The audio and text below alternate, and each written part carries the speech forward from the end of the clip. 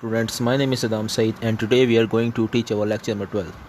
तो स्टूडेंट्स हमारा जो लेक्चर नंबर 12 है वो OSP राउंड 3 के ऊपर बेस है, जिस तरह कि आपको पता है। और मे बी कि वीडियो शायद थोड़ी सी लंबी हो जाए क्योंकि इसमें कुछ जो टॉपिक्स हैं वो इम्पॉर्टेंट है और मेन पॉइंट अगेन जैसा कि मैं वीडियो पे कहता हूँ कि समझने वाली बात है, तो समझने की कोशिश अब ज़्यादा कीजिए। सबसे पहले बात कर लेते हैं आज के कंटेंट से कि हम आज क्या पढ़ना जा रहे हैं। 4 बेसिक्स हमारे पास पॉइंट रहेंगे, जिनमें से पहला हमारे पास पॉइंट रहेगा ऑपरेटर का, सेकंड रहेगा अरिथमेटिक ऑपरेटर का, थर्ड होगा हमारे पास रेजिस्ट्रेशन ऑपरेटर का और फोर्थ होगा हमारे पास असाइनमेंट ऑपरेटर का। एक बार और यहाँ पे मैं स्टार्टिंग में बता दूँ कि इस लेक्चर के एंड पे मैंने कोई जो है वो आपको असाइनमेंट नहीं दी। उसकी रीज़न ये है कि इसके अंदर बहुत सारे कॉन्सेप्ट्स हैं जिनसे बहुत सारे सवाल जनरेट हो सकते हैं और कुछ सवाल हम इस टॉपिक में करेंगे भी। तो इस वीडियो को आपने बड़े ध्यान से देखना है। टोटल आपने जो है वो पॉइंट अपने एक्सेस करने और चीज़ों को आपने अंडरस्टैंड करना है कि कौन सी चीज़ किस तरह से होती है, और उसके बाद आप कुछ इंटरनेट की मदद से भी अपने नॉलेज को मज़ीद बढ़ा सकते हैं। तो कंटिन्यू करते हैं आज का हमारा जो लेक्चर है।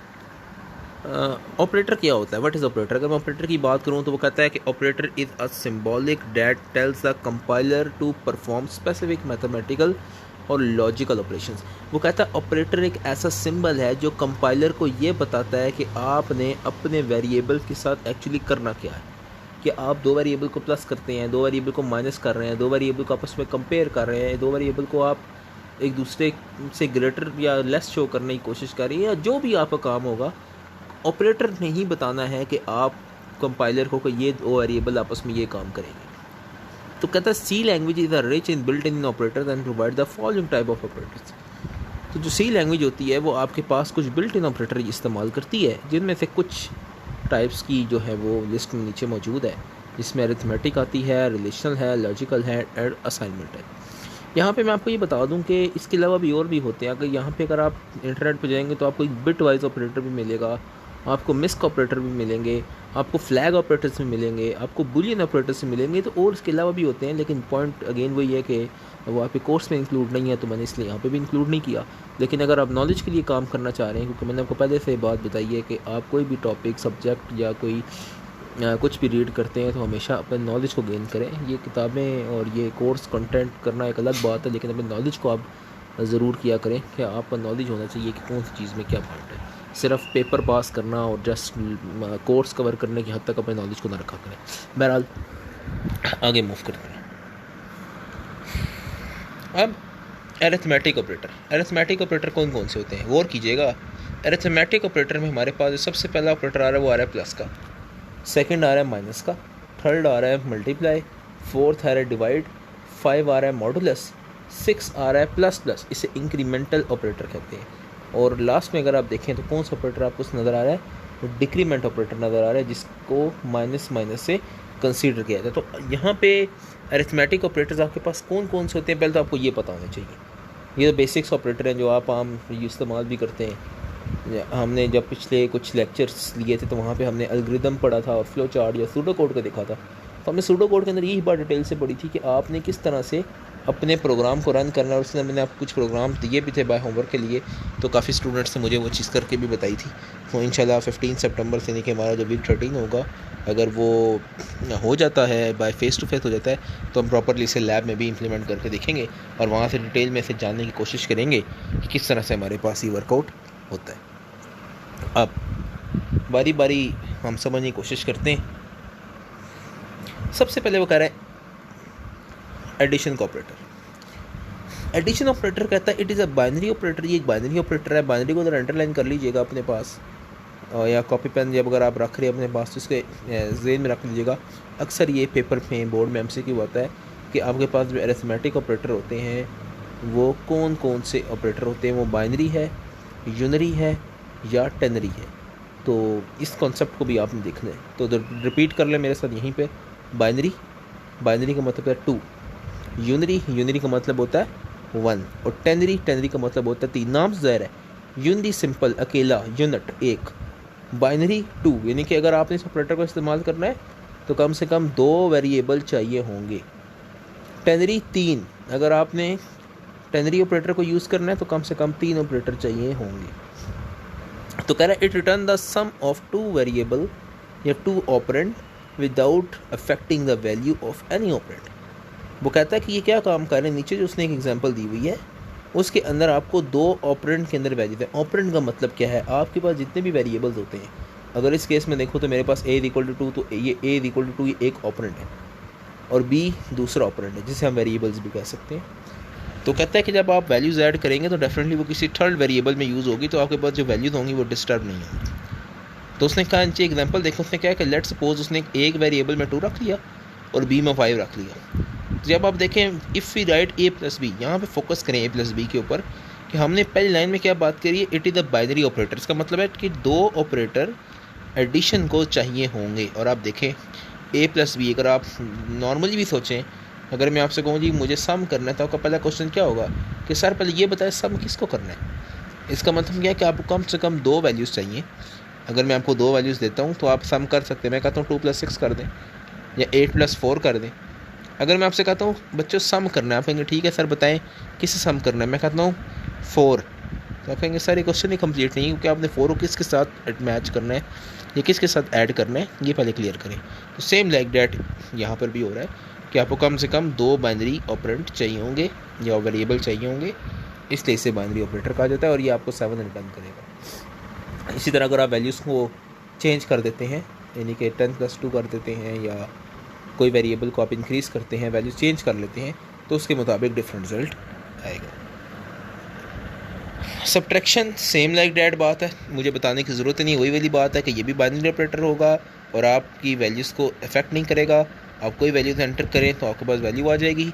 आप देखें यहाँ पे a की वैल्यू 2 और b की वैल्यू 5 है, तो 2 में से जब 5 किए तो मैंने -3 रिजल्ट आया। इस तरह अगर 10 में से 2 किए तो 8 आया। तो इसी तरह अगर मैं आगे चलूँ तो इन्हीं वैल्यूज़ की बेस पे मल्टीप्लिकेशन हो रही है। a की वैल्यू 2 रखी है, b की 5 रखी है, तो 10 हो जाएगा और 10 और 2 एग्जांपल में 20 हो जाएगा। आगे चलते हैं, डिवाइड, ये बड़ा इंपॉर्टेंट एक पॉइंट होता है, एक डिवाइड का और एक इससे जो अगली स्लाइड होगी उसका मैं आपको दोनों का बता देता हूँ, तो आप देखें किस तरह से मैं बात कर रहा हूँ। डिवाइड की अगर आप बात करें तो बड़ी सिंपल सी बात है, डिवाइड भी एक बाइनरी ऑपरेटर ही होता है, लेकिन यहाँ पे पॉइंट ये है कि अगर a की वैल्यू 2 है और b की वैल्यू 5 है, तो कहता है अगर मैं a डिवाइडेड बाई b करूँगा, इसका मतलब है कि 2 5 पे डिवाइड हो रहा है, तो मेरे पास रिजल्ट क्या रहा है 0। लेकिन अगर आप कैलकुलेटर पे करें तो वहाँ आएगा 0.25। तो इसके पीछे क्या लॉजिक है, मुझे 0.25 नज़र क्यों नहीं आ रहा? वो इसलिए आपको नज़र नहीं आ रहा क्योंकि ये डिपेंड करता है कि आपने रिज़ल्ट की डाटा टाइप क्या रखी है। अगर आप रिज़ल्ट की डाटा टाइप इंट रखते हैं तो वो सिर्फ पॉइंट की पहले वाली पॉइंट लेकर बाकी छोड़ देगा, लेकिन अगर यहाँ पे फ्लोट को यूज़ करें तो वो आपको पूरा 0.25 शो करेगा। इसी तरह अगर आप 10 को 2 पे डिवाइड करें तो 5 हो जाएगा। तो ये बड़ी सिंपल सी बात है। मॉडुलस ऑपरेटर क्या है? मॉडुलस ऑपरेटर बड़ा इंपॉर्टेंट पॉइंट है, कैसे देख लें।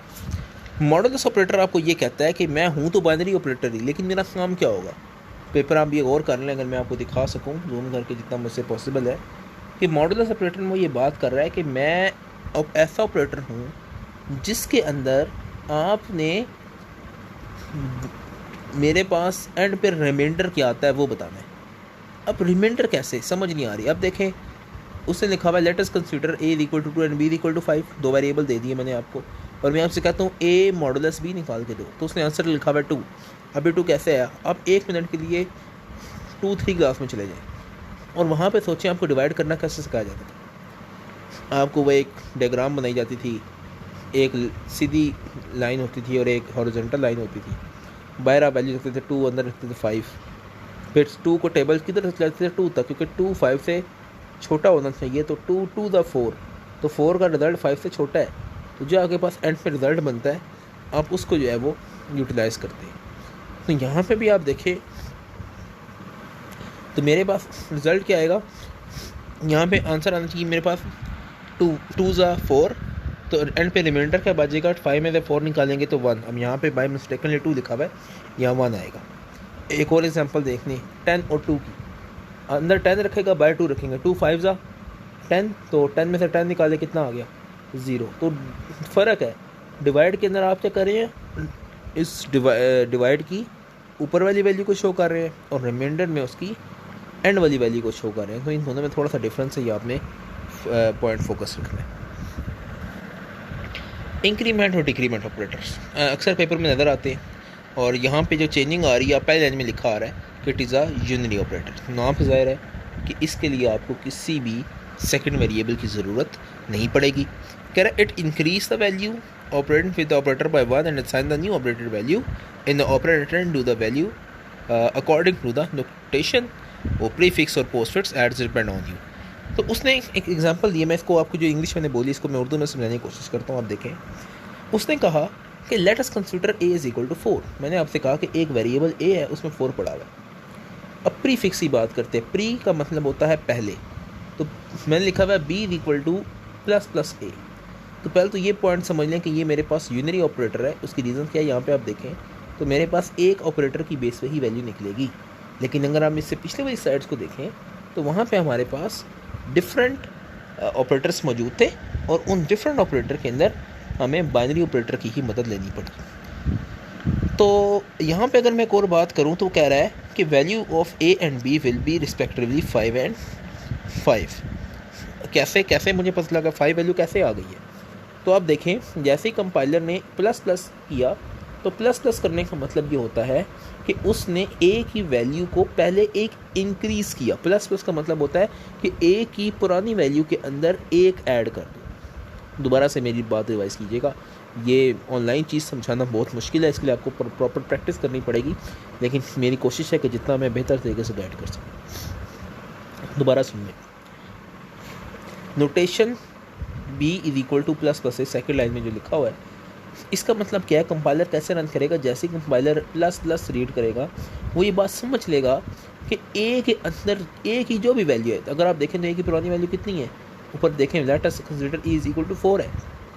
तो यहाँ पे क्या होगा कि वो a की पुरानी वैल्यू के अंदर एक वैल्यू ऐड करेगा, यानी कि प्लस प्लस उसने 4 से क्या कर लिया 5, और वो किसे भेज देगा a में। तो मेरे पास a की न्यू वैल्यू कितनी आ जाएगी, वो 5 आ जाएगी। तो इस तरह b की और a की वैल्यू दोनों की क्या हो जाएगी, 5 हो जाएगी। तो ये थोड़ा सा कॉन्सेप्ट है, इसको आपको देखना है।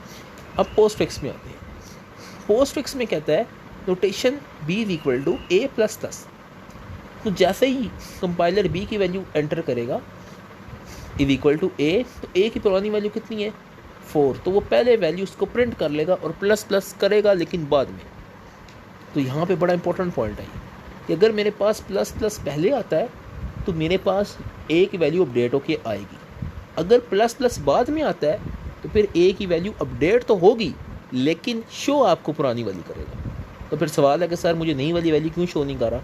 उसकी रीज़न ये है कि जब a वैल्यू उसने 4 प्रिंट की तब तक उसने प्लस प्लस रीड ही नहीं किया। आप देखें a के आगे प्लस प्लस लिखा है ना, तो कंपाइलर ने तो टोकन बाय टोकन चलना है, उसने तो अल्फ़ाबेट बाय अल्फ़ाबेट चेक करना है। तो जैसे वो a को सिर्फ a को रीड करेगा वो फ़ौरन समझ लेगा यार अच्छा कि एक वैल्यू उधर प्रिंट कर दो, उसने प्रिंट कर दिया 4। लेकिन जैसे ही उसने आगे चेक किया प्लस प्लस लिखा हुआ है तो उसने अपने पास 5 एंटर, अब 5 सेव की हुई, लेकिन आपको शो क्या करा रहा है 4। तो फिर क्वेश्चन ये है कि अगर मुझे 5 शो करना है तो फिर मैं कैसे करूँ। तो इसके बाद अब मैं दोबारा से अगर मैं लिखूँगा a या a को शो कराने के लिए यहाँ पे लाइन लिखूँगा तो फिर वो मुझे 5 शो करवाएगा। तो ये थोड़ा सा कॉन्सेप्ट था, इसको आपने प्रॉपर्ली देखना है इंक्रीमेंट का क्या, और सेम लाइक डिक्रीमेंट कोई फ़र्क नहीं होगा। मैंने इसीलिए जब मैं स्लाइड्स बनाता हूँ तो मेरी कोशिश यही होती है कि स्लाइड्स को थोड़ा सा अट्रैक्टिव बनाया जाए, थोड़ा सा ऐसे बनाया जाए ताकि आप लोगों को देखने में बड़ी आसानी हो जाए। अब डिक्रीमेंट ऑपरेटर के अंदर it is unary operator, it decrease the value operand use with the operator by 1 and assign the new operated value in the operand and return the value according to its notation. तो same like that बात है। Increment में उस वो क्या कर रहा था, एक वैल्यू इंक्रीमेंट करके बता रहा था। डिक्रीमेंट में क्या करेगा, एक वैल्यू कम करके बताएगा। अब क्वेश्चन ये आता है कि क्या हम सिर्फ एक वैल्यू को इंक्रीमेंट डिक्रीमेंट कर सकते हैं। ऐसा नहीं है, हम अपनी मर्ज़ी के मुताबिक इंक्रीमेंट और डिक्रीमेंट मल्टीपल टाइम्स कर सकते हैं। वो कैसे कर सकते हैं, किस तरह से करेंगे, कब करना चाहिए, ये इंशाल्लाह जब हमारे स्कूल्स ओपन हो जाएंगे तो लैब के अंदर हम डिटेल से ये चीज़ सीखेंगे कि किस तरह से इंक्रीमेंट और डिक्रीमेंट का प्रोसेस चलता है। आपने यहाँ पे जस्ट ये वर्क करना है कि अपने पास घर में कंप्यूटर लैपटॉप के ऊपर जो भी जहाँ पे भी आप इजीली करें वहाँ पे इसकी थोड़ी प्रैक्टिस कर लें, यूट्यूब पे कुछ वीडियोस देखें ताकि आपका बेहतर आपको कॉन्सेप्ट क्लियर हो जाए। तो हमारे पास अरिथमेटिक ऑपरेशन यहाँ पे मुकम्मल हो जाते हैं। नेक्स्ट हमारा जो टॉपिक था वो था रिलेशनल ऑपरेटर का। रिलेशनल ऑपरेटर हमारे पास कौन सा होंगे सर, मैं अगर जूम करके आपको शो करवा सकूं। कह रहे हैं हमारे पास कुछ रिलेशन ऑपरेटर हैं जिनमें से पहला आता है डबल इक्वल टू। गौर कीजिएगा एक एक लफ्ज़ पर, पहला आता है डबल इक्वल टू। आगे मैंने लिख दिया कि इस इक्वल टू के अगर आपने डबल इक्वल टू करना है तो उसका मतलब क्या है, इज़ इक्वल टू, कि क्या ये आपस में एक दूसरे के इक्वल है।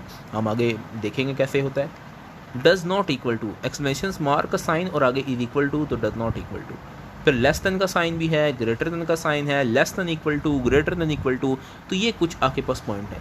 यहाँ पे मैंने एक जो कॉन्सेप्ट क्लियर करना है आपका, वो पहला कॉन्सेप्ट ये है कि अगर पेपर में अक्सर सवाल भी नज़र आता है मुझे, या इंटरव्यूज़ में पूछा जाता है, या जब आप मैट्रिक के बाद किसी अच्छे कॉलेजेस में जाते हैं, वहाँ पे अगर आप इंटरव्यू करते हैं तो क्वेश्चन अक्सर वहाँ मुझे नज़र आता है। जब मैं खुद भी अगर इंटरव्यूज़ वहाँ पे लेता हूँ तो मुझे अक्सर ये चीज़ नज़र आती है कि वहाँ पे जो कंप्यूटर के स्पेशलिस्ट साइंटिस्ट बैठे हैं या मतलब एक्सपीरियंस टीचर बैठे हैं, वो एक सवाल ये पूछते हैं कि क्या फ़र्क होता है सिंगल इक्वल टू में और डबल इक्वल टू में। मैं क्वेश्चन रिपीट कर रहा हूँ, फिर सुनिएगा कि क्या फ़र्क होता है सिंगल इक्वल टू में और डबल इक्वल टू में। आप देखें सबसे टॉप पे डबल इक्वल टू लिखा, अगर मैं गौर करके आपको दिखा सकूँ, डबल इक्वल टू लिखा। मैं यहाँ पे मार्क नहीं कर पा रहा, लेकिन कोशिश है कि आपको नज़र आ जाएगा।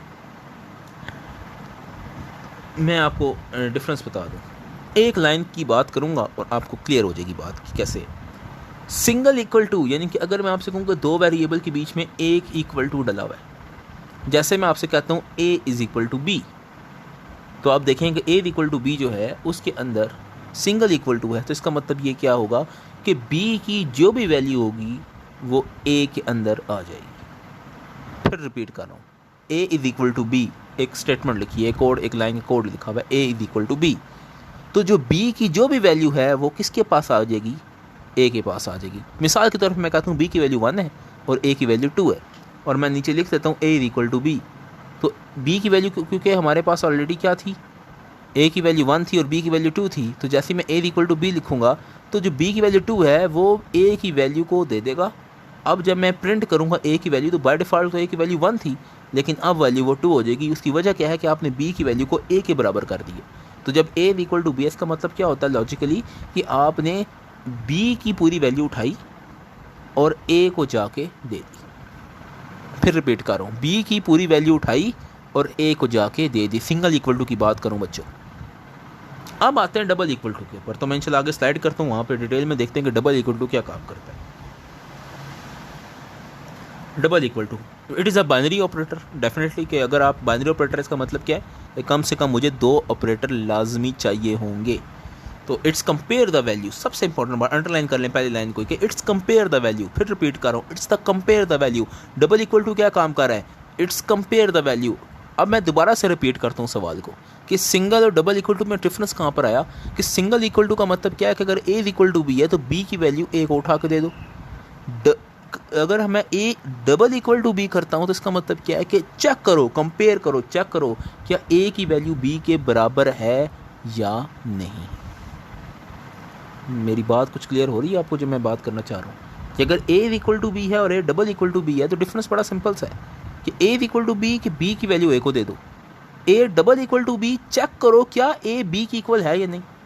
तो it's compare to the value of two operand and check whether they are equal और नॉट। वही वाली बात जो मैंने भी आपको बताई, विदाउट अफेक्टिंग द वैल्यू, कि इसमें सिर्फ वो चेक कर रहा है कि क्या ये इसके बराबर है या नहीं। तो आप नीचे एग्जांपल देखें, if a equal to 5 and b equal to 6, if we write a double equal to b then it's statement is false. बिल्कुल सही बात कर रहा है वो, कि यही बात कर रहा है क्या a 5 है b 6 है। मैंने लिखा a equal to b, check करें a b की इक्वल है, चेक करें आप, a की वैल्यू 5 है b की 6 है, तो फॉल्स है, डेफिनेटली फॉल्स है। नीचे आ जाएं, if we write 5 double equal to 5 की स्टेटमेंट ट्रू है, बिल्कुल ट्रू है, क्योंकि 5 के बराबर है, ट्रू है। अगर मैं लिखूँ 3 डबल इक्वल टू 2 तो ये स्टेटमेंट फॉल्स है, क्योंकि 3 2 के बराबर नहीं है। तो double equal to single equal to का डिफरेंस होप्स आपको क्लियर हो गया होगा। डज नॉट इक्वल टू, नाम से ज़ाहिर है, अब आपको आगे चीज़ें बिल्कुल आसानी से समझ आती रहेंगी। नॉट इक्वल टू, चेक करो क्या इसके इक्वल नहीं है या है। तो अगेन मुझे मल्टीपल ऑपरेटर चाहिए, बाइनरी ऑपरेटर चाहिए होंगी, और ये भी कंपेयर करते हैं, और ताकि हमारे पास वैल्यूज़ हैं वो आपस में इक्वल हैं या नहीं है। अब आप देखें, मैं अगर a is equal to b है तो इसका मैं इसको अगर कंप्यूटर साइंस में जो पढ़ते हैं उसको पढ़ने का तरीका क्या होता है, a डज़ नॉट, ये जो एक्सक्लेमेशन मार्क का साइन बना हुआ है ना इज़ इक्वल टू से पहले, इसको कहते हैं नॉट। मैं पढ़ रहा हूँ, आप गौर से सुनिएगा, a बराबर नहीं है b के। स्टेटमेंट देखिएगा, चेक करते हैं स्टेटमेंट ठीक है। 5 बराबर नहीं है 6 के, बिल्कुल सही है, देखिए ट्रू होगी बात। नीचे आता हूँ, कह रहा है 5 बराबर नहीं है 5 के, तो 5 बराबर है 5 के, लेकिन इसने कहा नहीं है तो फॉल्स हो गया। नीचे आ जाता हूँ, कह रहा है 3 बराबर नहीं है 2 के। नहीं है, बिल्कुल नहीं है, सही बात है, तो उससे ट्रू कर दी। तो इस तरह से आपके पास कोई भी स्टेटमेंट मूव हो सकते हैं और आप उसको चेक कर सकते हैं कि वो नॉट इक्वल टू कंडीशन में है या इक्वल टू कंडीशन में। लेस देन का ऑपरेटर, अगेन आपको बाइनरी ऑपरेटर यूज़ करने पड़ेंगे और इसके अंदर आप चेक कर सकते हैं कि आपका जो पहला ऑपरेंड है वो दूसरे से छोटा है या नहीं। जैसा कि अगर मैं करना चाहूँ तो मुझे यहाँ पे नज़र आ रहा है कि ए की वैल्यू छोटी है बी से। चेक करते हैं, ए 5 है, बी 6 है, क्या 5 छोटा है 6 से? सही, बिल्कुल सही है, 5 छोटा है, ट्रू हो गया। 5 छोटा है 5 से, 5 छोटा तो नहीं है, बराबर है, लेकिन इसने कहा छोटा है तो फॉल्स हो गया। 3 छोटा है 2 से, फॉल्स हो गया। 2 छोटा है 3 से, राइट हो गया। तो इस तरह आप लेस देन की कंडीशन चेक कर सकते हैं। सेम लाइक ग्रेटर देन की कंडीशन चेक कर सकते हैं। आपको उसमें बताने की इतनी ज़रूरत ही नहीं पड़ेगी, सिंपल आपको नज़र आ रहा है कि अगेन बाइनरी ऑपरेटर है, कंपेयर वैल्यू करेगा और आपके पास वैल्यू बताएगा। तो हमें रिलेशन ऑपरेटर एक ही बात करते हैं कि मैं जितने भी ऑपरेटर हैं वो सारे कंपैरिजन के लिए ही इस्तेमाल किए जाते हैं। अब वो इक्वल टू करे, वो नॉट इक्वल टू करे, वो लेस करे, वो ग्रेटर करे और वो लेस देन इक्वल टू करे या ग्रेटर देन इक्वल टू करे। अगर मैं आगे करूँ तो देखें, लेस देन इक्वल टू का मतलब क्या है कि दो चीज़ें चेक करेगा कम है या इक्वल है। अगर दोनों में से एक भी ठीक हुई तो कंडीशन ठीक हो जाएगी। मैं डायरेक्ट आता हूँ स्टेटमेंट नंबर 2 पे। कह रहा है if we write 5 less than 5 then it's return true. लेकिन यहाँ पे एक मिस्टेक ये हो गई है कि यहाँ पे लेस देन के साथ इक्वल टू का साइन लगा हुआ, वो आप लगा लीजिएगा।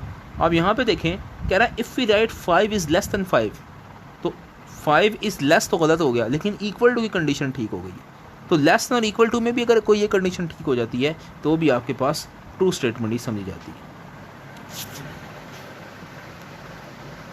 इस तरह ग्रेटर में भी आप चेक कर सकते हैं, इसमें भी इक्वल टू की मिसिंग हो गई थी, वो भी आप लगा लीजिएगा। ये जो टॉप पे सबसे देखें, सबसे टॉप पे लगा हुआ है, ये इस ग्रेटर ब्रैकेट से पहले देखें इक्वल टू लगा हुआ है। तो यहाँ पे आप ये ब्रैकेट्स के अंदर जहाँ पे ए लेस देन बी है, यहाँ पे आप अपने ऑपरेटर को लगा सकते हैं। ये भी ख़त्म हो गया हमारा। उसके बाद हमारे आते हैं असाइनमेंट ऑपरेटर। असाइनमेंट ऑपरेटर का मतलब क्या है, जिस तरह मैंने अभी आपको बताया is equal to, already detail में बता चुका हूँ। Plus is equal to, minus is equal to, multiply is equal to, divide is equal to, modulus is equal to, left shift and assignment operator, right shift and assignment operator, bitwise and assignment operator, bitwise और and assignment operator और bitwise xor and assignment operator. अच्छा, यहाँ पे मैंने I think कुछ detail add भी की है। आपको जो मेरा टारगेट रहेगा वो हमारा सिर्फ मॉडुलस एंड असाइनमेंट ऑपरेटर तक रहेगा। उसकी रीज़न यही है कि आप बाकी यहाँ पे कोर्स में शामिल नहीं हैं, तो अगर इस स्लाइड के अंदर मज़ीद वो चीज़ें मौजूद हुई भी तो हम उसे स्किप कर देंगे क्योंकि आपके कोर्स में शामिल नहीं है। तो सिंपल असाइनमेंट ऑपरेटर हम पढ़ेंगे, एंड असाइनमेंट ऑपरेटर करेंगे, प्लस इज़ इक्वल टू का, माइनस इज़ इक्वल टू का, मल्टीप्लाई इज़ इक्वल टू का, डिवाइड इज इक्वल टू का, and modulus and assignment, but that's it. मतलब पहले 5 हमारा टारगेट है, 1 2 3 4 5 6, फर्स्ट 6 हमारा टारगेट रहेगा असाइनमेंट ऑपरेटर के अंदर। बाकी जो नीचे 4 5 हैं वो आपके कोर्स में शामिल नहीं है। इंशाल्लाह अगर आपने कंप्यूटर साइंस की फील्ड आगे को रखी तो ये आप डिटेल में आगे पढ़ेंगे कि ये कैसे काम करते हैं। तो पहला तो सिंपल टारगेट है कि इज इक्वल टू, तो बताने की ज़रूरत ही नहीं, ऑलरेडी बता भी चुका हूँ, दोबारा रिपीट कर लेते हैं कि एक सिंगल असाइनमेंट का ऑपरेटर क्या काम करता है, वो आपकी 2 वैल्यूज़ की आपस में सेव करने का काम करता है। अगर मैं यहाँ पे देखूँ a इक्वल टू 5, तो इसका मतलब क्या है कि 5 जो है वो मेरे पास a में सेव हो गया है। अगर मैं देखूँ b इक्वल टू 3, तो इसका मतलब क्या है 3 मेरे पास a में सेव हो गया, b में सेव हो गया है। अगर मैं देखूँ c इक्वल टू 0, इसका मतलब क्या है कि मेरे पास जो 0 है वो c में सेव हो गया। तो कहने का जस्ट एक ही पर्पज़ है कि इज इक्वल टू के बाद वाली जो वैल्यू है, या वो वैल्यू हो सकती है या वो वेरिएबल भी हो सकता है, वो पहली के वेरिएबल के अंदर सेव हो जाएगा। कह रहा है if we write c is equal to a plus b, अगर मैं लिखता हूँ c is equal to a plus b, तो आप देखें ए प्लस बी की वैल्यू क्या होगी कि ए की वैल्यू 5 है और बी की वैल्यू 3 है, तो 5 प्लस 3 8, और 8 किस में सेव हो जाएगा, सी में, और मेरे पास सी का रिजल्ट क्या आ जाएगा, 8 आ जाएगा। तो इस तरह से हम प्रोग्रामिंग जब करेंगे तो वहाँ से हम इसे डिटेल में सीखेंगे कि किस तरह से ये वर्कआउट करता है। प्लस इज इक्वल टू का मतलब ये होता है, इसको आप 2 तरीके से लिख सकते हैं। एक से आप लिख सकते हैं a is equal to a plus b, या आप इसे लिख सकते हैं a plus is equal to b. इसके बारे में भी इंशाल्लाह मैं आपको इम्प्लीमेंट करके दिखाऊंगा जब हम लैब में होंगे। यहाँ पे आप जस्ट ये समझ लें कि आपके पास यहाँ पे भी क्या काम करता है कि आपके पास 2 ऑपरेटर को आपस में काम करने का वर्क दे रहा है। अगर मैं आपको कहूँ कि let us consider a equal to 5, b equal to 3 and c equal to 2, if we write c equal to, अब देखें if we write c plus equal to a plus b then c will be 10। तो आप वो focus करेंगे कि sir c plus equal to a plus b है, तो सबसे पहले उसने क्या किया होगा कि a प्लस b की वैल्यू को ऐड किया होगा, तो मेरे पास क्या होगी 8। कि आप देखें a की वैल्यू 5 है और b की वैल्यू 3 है, तो वो 8 बन गई। फिर उसने लिखा हुआ c प्लस इक्वल टू 8, तो c की वैल्यू कितनी थी 2, तो 2 प्लस 8 कितना हो गया 10 हो गया। तो उसने लिखा है, अगर हम इसे यूँ लिख देते if we write c plus equal to a then c will be 7। उसकी रीज़न क्या है कि पहले वो c प्लस a के साथ होता और उसके बाद फिर आपकी वैल्यू जो है वो बनती। उसकी रीज़न क्या है कि आप देखें a की वैल्यू 5 है और c की वैल्यू कितनी है 2, तो 5 और 2 7 होगी। And if we write c plus equal to 2, तो इसका मतलब है कि c की वैल्यू के अंदर आपने 2 ऐड करनी है। तो c की पहले वैल्यू कितनी है 2 ही है ऑलरेडी, आप ऊपर देख सकते हैं, और उसने खुद कितनी कह दी है 2, तो 2 और 2 4। तो इस तरह हमारे असाइनमेंट ऑपरेटर प्लस माइनस का वर्क करती हैं। Same like that minus operator करेंगी कि आप किसी भी तरह ऑपरेटर के साथ माइनस को भी इंक्लूड कर सकते हैं और वो आपस में सब्ट्रैक्शन का काम करेंगी, सेम लाइक प्लस माइनस की तरह। इसी तरह हमारे पास मल्टीप्लिकेशन है कि आप मल्टीप्लिकेशन को भी ऐड कर सकते हैं, मल्टीप्लाई इक्वल टू कर सकते हैं। उसका मैंने एक और तरीका आपको बताया कि अगर देखें थर्ड लाइन में अगर आप देखें लिखा हुआ है if we write c multiply equal to a then c will be 10। तो इसका मतलब क्या है कि c के अंदर c की जो पुरानी वैल्यू है उसको a से मल्टीप्लाई कर दो। देखें c की पुरानी वैल्यू कितनी है 2 और a की वैल्यू कितनी है 5, तो 2 को 5 से मल्टीप्लाई कर तो आंसर कितना आ जाएगा 10 आ जाएगा। इसको आप यूँ भी लिख सकते हैं, अगर आप थर्ड लाइन को देखें यूँ भी लिख सकते हैं अपनी आसानी के लिए कि c is equal to c multiply a। तो फिर भी आप देखें एक ही पॉइंट बनता है कि c की वैल्यू है 5, c की वैल्यू है 2, a की वैल्यू है 5, तो मल्टीप्लाई करेंगे 10 और 10 की वैल्यू c में जाएगी तब भी 10 ही आता। तो इस तरह आप मल्टीप्लाई, डिवाइड, मॉडुलस, बाकी इनफेक्चर भी जो है वो इजीली जो है वो प्रोवाइड कर सकते हैं। असाइनमेंट ऑपरेटर में आप डिवाइड देखें तो आप डिवाइड को भी इस तरह यूज़ आउट कर सकते हैं। हाँ, अगर आप किसी चीज़ को 0 पे डिवाइड कर देंगे तो वो आपके पास एक गार्बेज वैल्यू एंटर हो जाएगी या एरर आ जाएगा, क्योंकि जिस तरह मैथ में भी अगर आप करते हैं तो मैथ एरर आ जाता है क्योंकि वो इन्फिनिटी वैल्यू होती है, उसको शो किया नहीं जा सकता। तो ऐसी वैल्यूज़ को आप थोड़ा सा सेव रखें। मॉडुलस की बात हो रही है, मॉडुलस मैंने आपको ऑलरेडी बता दिया है कि डिवाइड के अंदर जो आपका रिमाइंडर बचता है उसको हम मॉडुलस कहते हैं, और डिवाइड आके बाद जो वैल्यू होती है हमारी वो होती है कि अगर मैं 2 को 5 पे डिवाइड करूँ तो 2 ज़ा 4, तो जो 2 है वो मेरे पास डिवाइड है और 4 आंसर आ गया, तो 5 में से 4 निकालिए कितना एंड पे रिमाइंडर बच गया 1, तो 1 मेरे पास क्या है मॉडुलस है। तो इस तरह आप मॉडुलस को भी यूज़ कर सकते हैं, किसी भी ऑपरेटर के साथ मौजूद हो सकते हैं। फिर मैंने आपको बताया था shift and left of friend यहाँ पे कोर्स में शामिल नहीं, छोड़ दें। राइट शिफ्ट नहीं है, छोड़ दें। बिट एडवाइस एंड नहीं है, छोड़ दें। और बिट वाइज और भी नहीं है, इसको भी स्किप कर दें। ज़ोर भी नहीं है, स्किप कर दें। तो थैंक यू स्टूडेंट्स, होप्सो के लेक्चर आपको क्लियर हो गया होगा। लेक्चर थोड़ा डिफ़िकल्ट भी था और मे बी लंबा भी हो गया, तो इसको आपने प्रॉपरली देखना है, प्रैक्टिस करनी है, और कोई इशू होगा तो आप मुझसे पूछ सकते हैं। इसके अलावा अगर आपको मेरे पुराने लेक्चर चाहिए तो मेरी वेबसाइट पे आपको मिल जाएंगे। अगर आपने अपनी असाइनमेंट्स अपलोड करनी है तो आपके स्टूडेंट पोर्टल पे आप असाइनमेंट अपलोड कर सकते हैं। इन केस अगर आपको इशू होता है तो आप अपनी क्लास इंचार्ज से डायरेक्टली मेरे से कोऑर्डिनेट कर सकते हैं, जिसके अंदर अगर आपको कोई इशू होता है किस तरह आपने फ़ाइल अपलोड करनी है या कोई पोर्टल ओपन नहीं हो रहा, इस तरह कोई भी सिनेरियो। तो होप सो क्लियर हो गया होगा आज का लेक्चर आपको इस वीक का, और अपना बहुत सारा ख्याल रखें। स्टे होम, स्टे सेफ़, अल्लाह हाफ़िज़।